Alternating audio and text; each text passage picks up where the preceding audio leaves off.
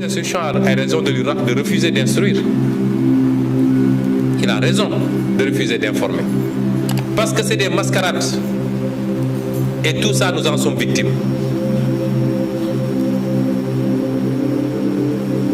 Quand nous saisissons la justice ne bouge jamais. J'ai parlé des 94 milliards. J'ai déposé des plaintes contre M. Mahmoud Diallo. Aucune réaction. Contre Maître Gabisso. Aucune réaction. Contre la plaignante Agnissa. Aucune réaction. Contre Serigne Bassirou Gueye. Il n'y a que sur ce dossier que le parquet général a transmis le dossier à la DIC qui m'a appelé pour confirmer ma plainte. Tous les dossiers que nous déposons, nous, la justice fait le mourant et laisse le dossier mourir de sa belle mort. Mais dès lors qu'il y a un dossier qui le concerne, mais je n'ai jamais compris cette précipitation-là. Par exemple, ce faux dossier de diffamation d'un homme que je ne veux même pas nommer.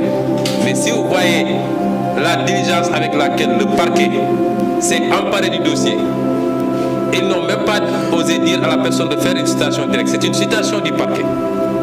Et il y a 3 jours, c'est à 6h du matin que les policiers de la DIC se sont présentés chez moi pour prétendrement nous donner une convocation, bien après délai d'ailleurs. Bien après délai.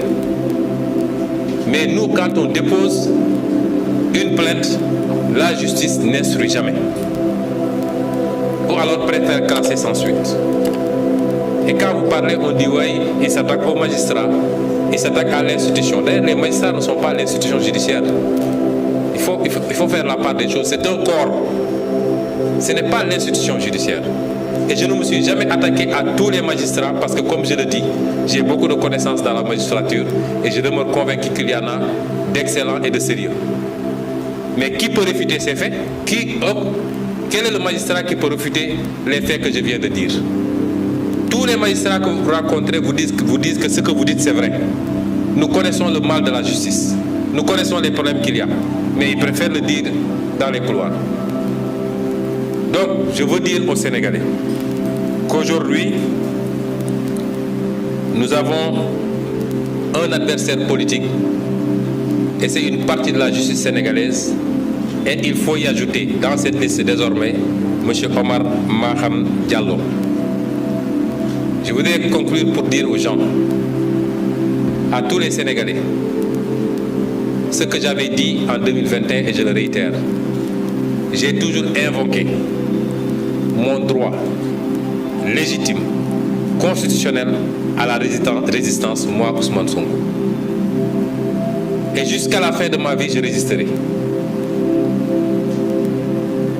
Nous n'accepterons jamais l'injustice.